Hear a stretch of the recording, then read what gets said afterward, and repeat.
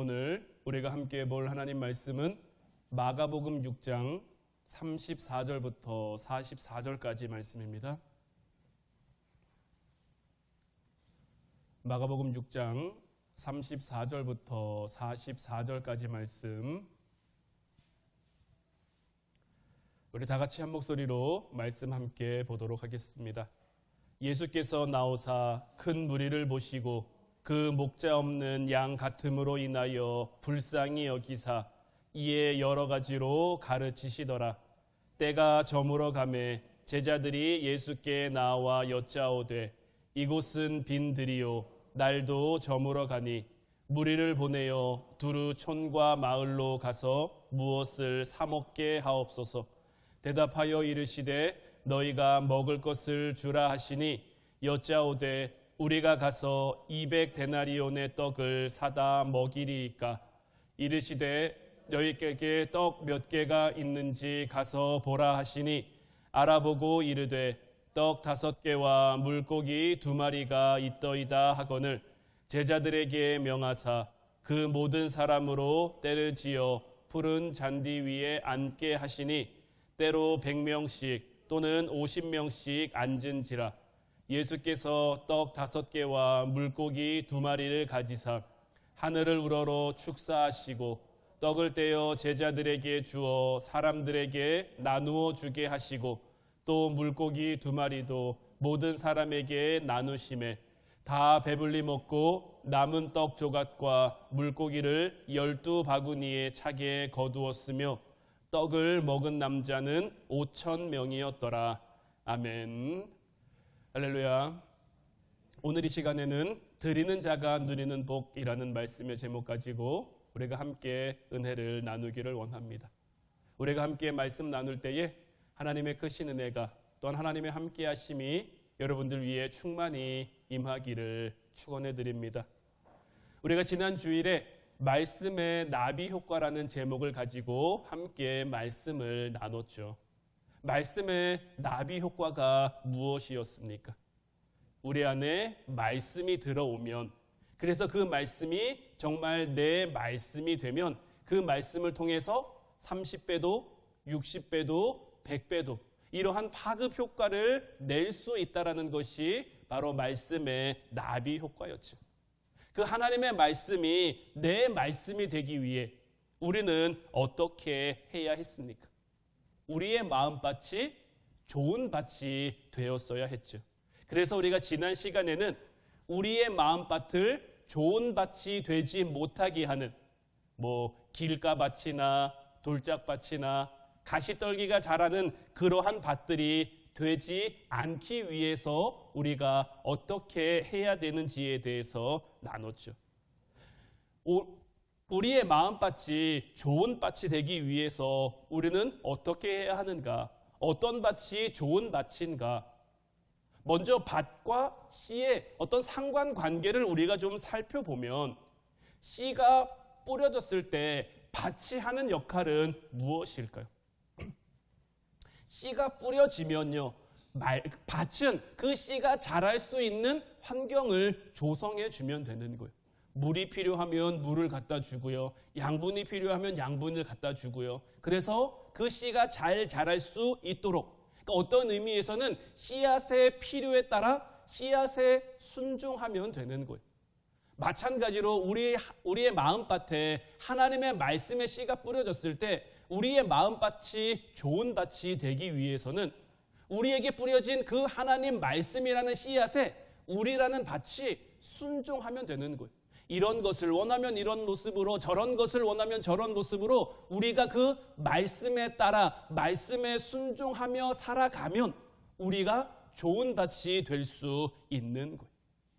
특별히 오늘 이 시간에는 이 드림이라는 것을 우리가 좀 함께 나누기를 원하는데, 이 드림이라는 것을 통해 하나님께서 우리의 삶에 어떻게 역사하시고 우리의 삶을 어떻게 축복하시며 어떻게 이끌어 가시는지를 나누기를 원하는데, 이 드림이라는 것도 결국 우리에게 뿌려진 말씀의 씨에 순종해야만 할 수 있는 그러한 부분이, 지난 기도회를 통해서 하나님께서 우리에게 무언가를 내려놓게 하실 때, 아니면 우리의 삶에서 무언가를 빼실 때 당장은 좀 섭섭하기도 하고 당장은 좀 아프기도 하지만 그것이 오히려 우리의 삶에 해로운 것을 제하고 새로운 축복을 우리에게 주시기 위한, 그래서 하나님이 아브라함에게서 롯을 떼실 때 그 부분을 우리가 함께 살피며 그것이 당장은 아브라함에게 아쉬움이고 섭섭함이고 좀 무언가 부족함이었지만 결국 그것을 통해 더 큰 하나님의 축복을 향해 나아갈 수 있는 그러한 하나님의 섭리였음을 함께 나눴었죠. 우리가 하나님 앞에 드리는 것도 비슷한 원리가 적용이 됩니다.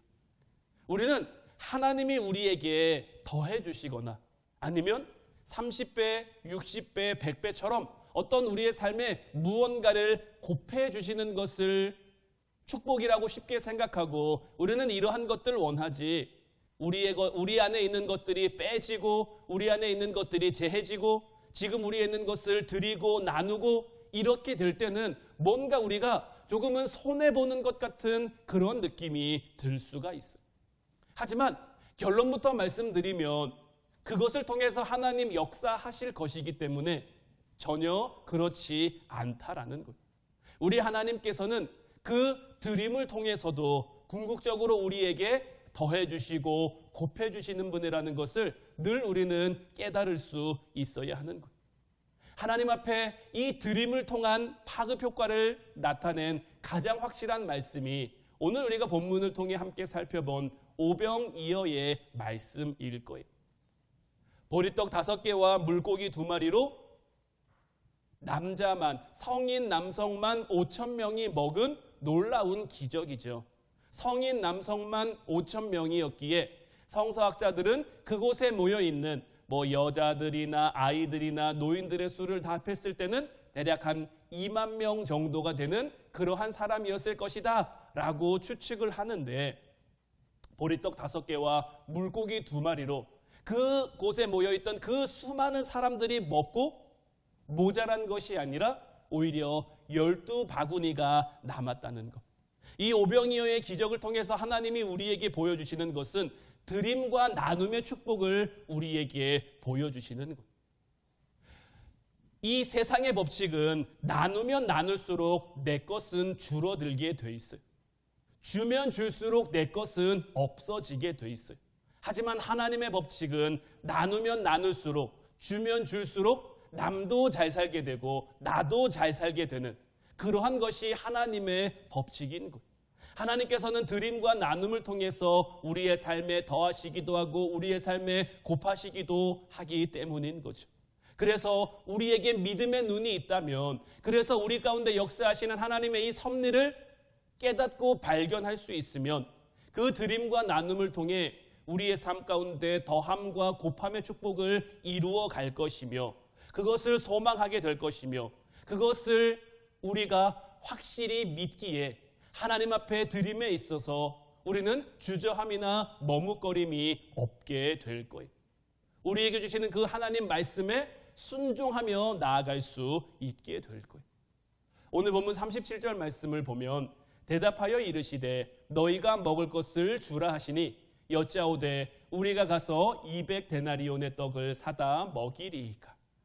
자, 남자만 5,000명이 넘는 그 군중들이 이제 해가 저물어 갈 때가 돼서 그들이 하루 종일 무언가를 먹지 못했기 때문에 배고픈 상황이 됐어요. 그런데 예수님께서는 제자들에게 지금 먹을 것을 주라고 하고 계신 거예요. 이 말을 듣는 순간 제자들의 마음이 어땠을까요? 우리가 가서 200데나리온의 떡을 사다 먹이리이까. 이건 도무지 할 수 없는 일이다라는 거죠. 아마 이 예수님의 말씀을 듣는 순간 제자들은 정말 말 그대로 멘붕이 왔을 거예요. 더더군다나 지금 제자들의 상황이 좀 괜찮은 상황도 아니었거든요. 오늘 본문 말씀에 앞에 어떤 내용들이 있냐면 마가복음 6장 7절 말씀을 보면 12제자를 부르사 둘씩 보내시며 더러운 귀신을 제어하는 권능을 주시고, 마가복음 6장 12절 13절에서도 제자들이 나가서 회개하라 전파하고 많은 귀신을 쫓아내며 많은 병자에게 기름을 발라 고치더라. 그러니까 예수님께서 제자들을 둘씩 짝을 지어서 지금 단기 선교를 보내셨었단 말이에요.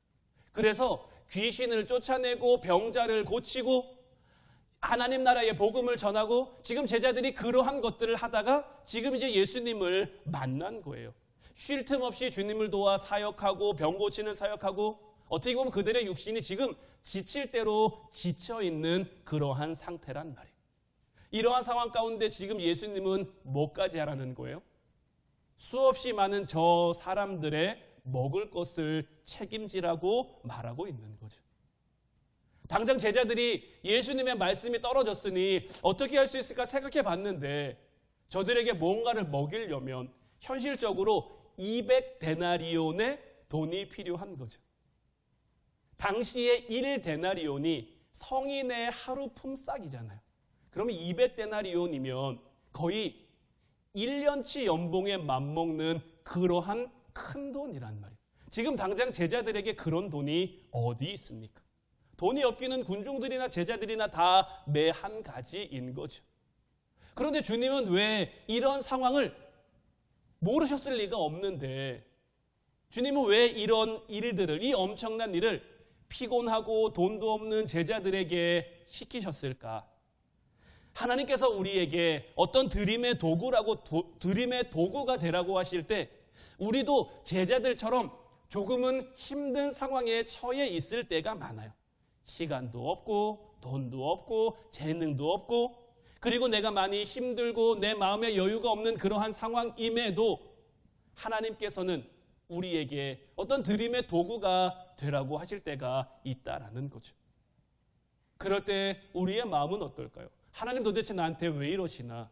내가 좀 괜찮을 때 시키시면, 내가 조금 상황이 나을 때 시키시면 내가 얼마든지 감사함으로 헌신할 수 있을 것 같은데 하나님 지금은 좀 아니지 않습니까? 지금은 좀 힘들지 않습니까? 이런 마음이 우리에게 들 때 하나님께서 우리에게 이러한 감동을 주실 때가 있다라는 거죠. 오늘 말씀을 통해서 보면 예수님께서 제자들에게 먹을 것을 주라고 하신 데는 제자들이 미처 깨닫지 못한 어떤 영적인 의도가 분명히 있으신 것. 그것이 뭐냐면 지금 예수님께서 제자들로 하여금 너희가 이 사람들의 먹을 것을 다 책임지라는 그러한 일이 아닌 것. 이것은 제자들의 어떤 능력 밖의 일인 것임을 예수님께서도 이미 잘 알고 계세요. 군중들을 먹이시는 일은 하나님이 하실 거예요. 우리도 우리의 삶 가운데 하나님이 맡겨주신 일들을 감당할 때, 우리의 사명을 감당할 때, 우리에게 주어진 사역을 감당할 때 자꾸 우리는 우리가 축복의 생산자가 되어야 한다라고 생각할 때가 있어요. 그래서 내가 가진 것, 내게 있는 것, 이런 것으로 나누고 이런 것으로 드리고 이렇게 어떻게 하다 보니까 나에게 있는 것이 부족하면, 나에게 있는 것이 모자라면 부담감이 생기고 중압감이 생기고 그러다 보면 지쳐 낭망하기도 하는 거죠. 하지만 우리가 이 가운데 분명히 알아야 될 것은 뭐냐면 축복의 생산자는 하나님이신 거예요. 우리는 누구냐? 그 축복을 공급하는 축복의 공급자, 축복을 흘려보내는 축복의 통로일 뿐이다라는 것을 우리는 늘 잊지 말아야 하는 거예요. 주님께서 지금 제자들에게 너희가 먹을 것을 주라고 하신 것은 제자들이 순종함으로 축복의 통로가 되라고 하신 것이지 축복의 생산자가 되어 너희들이 먹을 것을 구해다가 그들에게 주라는 그 말씀이 아닌 것. 너희들에게 믿음이 있으니 하나님이 하실 것을 믿고 믿음으로 순종하고 믿음으로 결단하고 믿음으로 나아가라는 그 이야기를 지금 예수님께서는 제자들에게 하고 계신 것. 그런데 지금 제자들의 마음은 그렇지가 않은 거예요.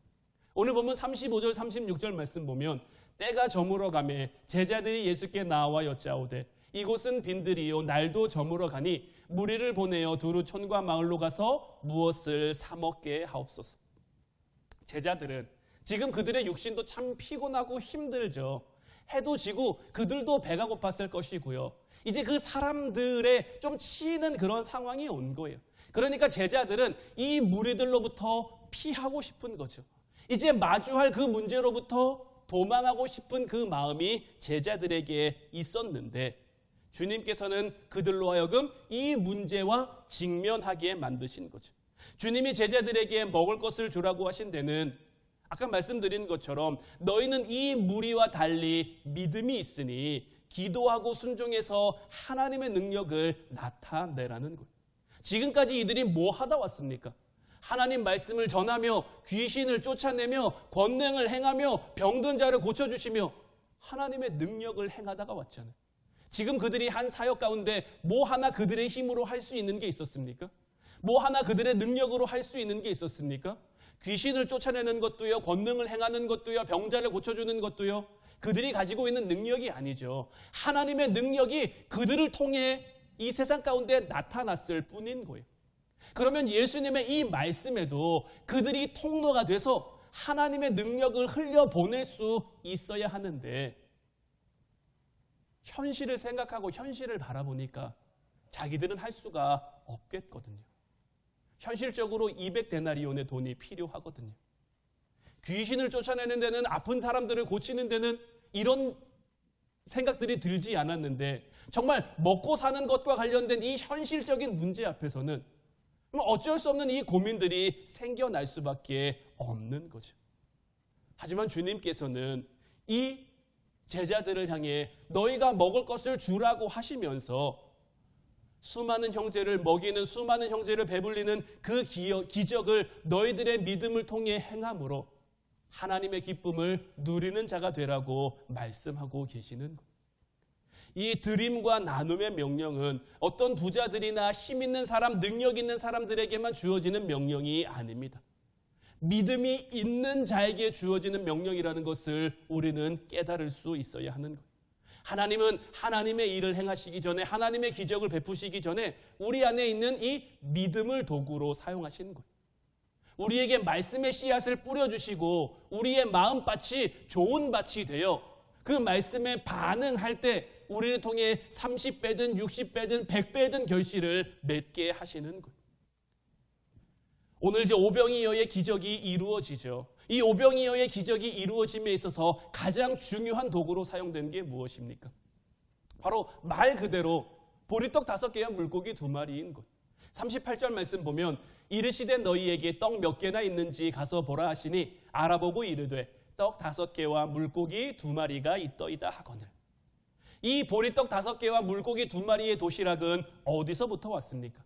이 마가복음에는 이렇게 기록되어 있지 않지만 다른 복음서를 보면 이 도시락은 작은 소년의 도시락입니다. 이 오병이어의 기적 가운데 가장 중요한 것 가운데 하나가 뭐냐면 하나님 앞에 드려지는 이 헌신의 불쏘시개와 같은 것이 있어야 한다라는 사실인 거예요. 사실 하나님께서 하시고자 하시면 출애굽한 이스라엘 백성들에게 만나를 주셨던 것처럼 얼마든지 그곳에 만나 같은 것을 주셔서 그들로 배부르게 할 수도 있어요.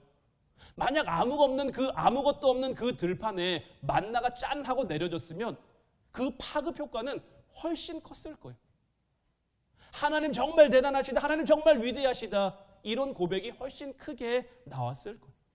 하나님은 우리 없이도요 얼마든지 하나님의 일을 하실 수 있어요. 하나님이 천지를 창조하실 때 말씀만 가지고 창조하셨죠. 빛이 있으라, 빛이 생겨요. 하늘의 물과 땅의 물로 갈라져라, 하늘과 땅에 경계가 생겨요. 해와 달과 별들이 있으라, 이렇게 말씀만 하시면 된단 말이에요. 그 말씀만 가지고도 이곳에 있는 배고픈 그 2만 명 되는 그 사람들의 필요를 얼마든지 채워주실 수 있지만 우리 하나님께서는 굳이 이 어린 소년의 도시락을 사용하고 있는 거죠.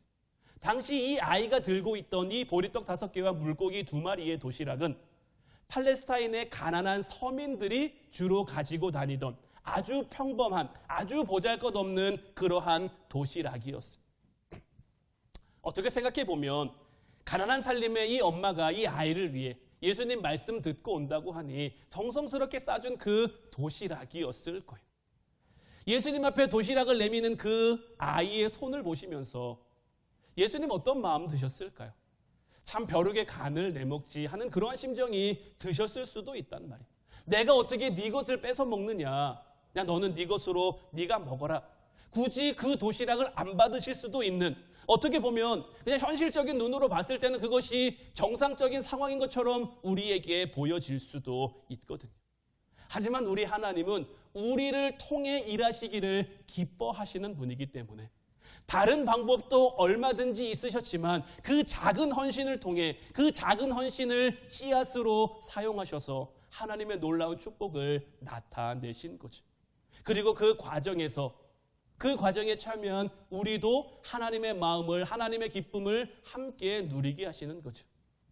오늘 말씀에 기록되어 있진 않습니다만은 이 도시락을 드린 작은 소녀는 그 마음이 어땠을까? 자기가 그냥 예수님을 위해 드린 작은 도시락이에요. 보리떡 5개와 물고기 2마리가 담긴 그 도시락을 주님 앞에 드렸고, 그것을 통해서 지금 이곳에 모인 그 수없이 많은 사람들의 배를 불렸어요. 그리고 12바구니가 남았어요. 이 12바구니는 어떻게 됐을까요? 이 12바구니는 누구에게 돌아갔을까요? 모르기는 몰라도, 그 중에 뭐 전부는 아니라고 할지 몰라도 그 가운데 일부는 아마 이 소년에게로 다시 돌아갔을 것 같아요. 적은 것을 드렸는데 엄청난 축복이 이루어지는 그 장면을 이 소년은 목격했고, 그로 인해 자기가 드렸는데 오히려 더 넉넉한, 더 많은 하나님의 축복을 경험하고 맛보게 된 거죠. 이 소년의 마음은 다른 누구와도 비교할 수 없는 그 기쁨의 마음이었을 거예요. 42절로부터 44절까지 말씀 보면 다 배불리 먹고 남은 떡조각과 물고기를 12바구니에 차게 거두었으며 떡을 먹은 남자는 5,000명이었다. 만약 이 오병이어의 도시락을 가지고 있던 그 아이가 내 배가 고프니 나 혼자 먹어야지 해서 혼자 먹었다면 그 혼자는 배불렀을지 몰라요. 하지만 그 주님께 그 작은 도시락을 드렸을 때 이것은 정말 놀라운 축복을 나타내는 축복의 씨앗이 된 거죠. 우리가 하나님 앞에 드리는 것이, 우리가 하나님 앞에 헌신하는 것이 무슨 도움이 되겠냐? 나는 아무것도 아닌데, 나는 적은데, 나는 부족한데 내가 하나님 앞에 무엇을 할 수 있을까? 이렇게 생각해서는 안 되는 거예요. 하나님께서는 이 작은 헌신을 통해 나라와 민족을 살리고 열방을 세워가고 구원해 가시는 거예요. 하나님께서는 가진 자를 통해 일하시는 것이 아니라 드리는 자를 통해, 믿음으로 드리는 자를 통해 일하시는 거예요. 과부의 2렙돈이라고 할지라도 하나님 앞에 믿음으로 드리면 하나님께서는 그것을 통해 30배, 60배, 100배 그 이상의 축복과 그 이상의 기적을 나타내게 하시는 거예요. 그리고 하나님 축복의 문은 누구에게나 열려 있는 거예요. 그 문을 열고 들어가는 자에게는 그 축복을 누리게 하시는 거예요. 하늘 창고를 여시고 사랑하는 자에게 정말 풍성하게 주실 그 준비가 우리 하나님은 이미 되어 있으신 분인 거죠. 그러나 우리가 인색한 이기주의로 문을 닫아놓고, 교만으로 문을 닫아놓고, 그래서 하나님 앞에 드림의 도구가 되기를 거부한다면, 그래서 축복의 그릇을 우리가 엎어놓고 있다면 어떻게 하나님의 역사가 이 땅 가운데 나타날 수 있겠습니까? 누가복음 6장 38절 말씀을 보면, 주라 그리하면 너희에게 줄 것이니 곧 후이 되어 누르고 흔들어 넘치도록 하여 너희에게 안겨주리라. 너희가 헤아리는 그 헤아림으로 너희도 헤아림을 도로 받을 것이니라. 성경 가운데서요, 이렇게 확실하고 구체적으로 축복을 주겠다라고 말씀한 구절이 그리 많지 않아요. 우리는 축복을 바라지만 하나님께서는 때론 우리를 축복의 통로로 사용하고자 할 때가 있으시다라는 거예요. 우리는 기도 응답을 바라지만 때론 우리 주님께서 우리로 하여금 기도 응답의 통로로 사용되기를 원하고 계실 수 있다라는 것. 우리가 하나님 앞에 드림의 도구가 되는 것이 바로 이런 것. 이런 과정 속에서 우리는 드렸다라고 생각하지만, 우리가 헌신했다라고 생각하지만, 사실 하나님께서는 그 과정들을 통해 우리의 삶에 더해주시는 은혜, 곱해주시는 축복을 누리게 하신다라는 것. 룻기를 보면 룻과 보아스, 모압 땅에서 돌아온 이 나오미와 며느리 룻이 보아스를 처음 만나게 되는 그 과정도 바로 이런 배려 깊은 구제를 통해서인 거예요. 보아스는 밭에서 일꾼들이 추수할 때 가난한 과부의 딸 룻을 보았어요. 룻도 과부죠. 그래서 이를 본 보아스가 하나님이 그 시대 가운데 거류민과 고아와 과부를 위해 밭 한 모퉁이를 남겨두고 떨어진 이삭을 줍지 말고, 이런 말씀을 율법으로 그들에게 주셨거든요. 그래서 보아스는 그 말씀에 순종합니다. 오히려 더 많은 이삭을 떨어뜨려서 저들이 그 이삭을 주워갈 수 있도록 하는 거죠. 이것이 인연이 돼서 보아스는 룻과 결혼하게 됐죠. 보아스는 룻을 위해서, 아니 룻을 위해서는 아니죠. 그냥 하나님의 말씀에 순종하며 자기의 것 일부를 드렸다고 생각할 수도 있어요. 하지만 하나님께서는 이를 축복의 과정, 축복의 통로가 되게 하시어서 보아스를 통해 누가 태어났습니까? 이스라엘 역사상 가장 위대한 다윗이 태어났죠. 그리고 또 누가 태어났습니까? 온 인류의 구세주가 되시며 온 인류의 메시아가 되신 예수 그리스도가 태어났죠. 보아스는 평소 습관대로 하나님 말씀에 순종하며 그 순종의 씨앗, 말씀의 씨앗을 뿌렸고 그렇게 했더니 하나님의 구원 역사에 놀랍게 쓰임을 받게 된 거죠.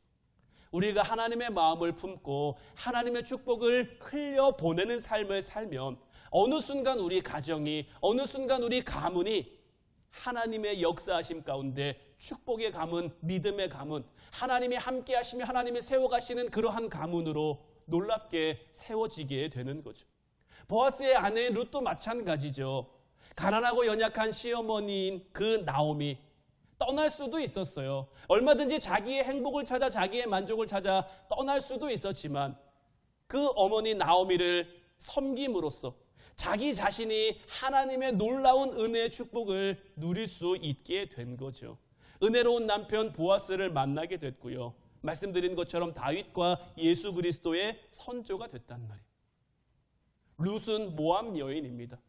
모압 여인은요, 모압 사람은요, 하나님의 총에 영원히 들어올 수 없다고 하나님이 저주한 그러한 민족이에요. 그럼에도 불구하고 이 룻은 그런 민족들 가운데 하나님 은혜의 주인공이 될 수 있었던 것. 이제는 우리가 그 축복의 씨앗이 될 수 있기를 주님의 이름으로 축원해 드립니다. 하나님이 저를 통해, 하나님이 또한 여러분들을 통해, 우리 교회를 통해 하나님의 일들을 준비하고 계획하신 줄로 믿어요. 이제 우리에게 뿌려진 그 말씀의 씨앗에 순종함으로, 그 말씀의 씨앗에 반응함으로, 때로는 우리에게 드림을 원하시면, 때로는 우리에게 헌신을 원하시면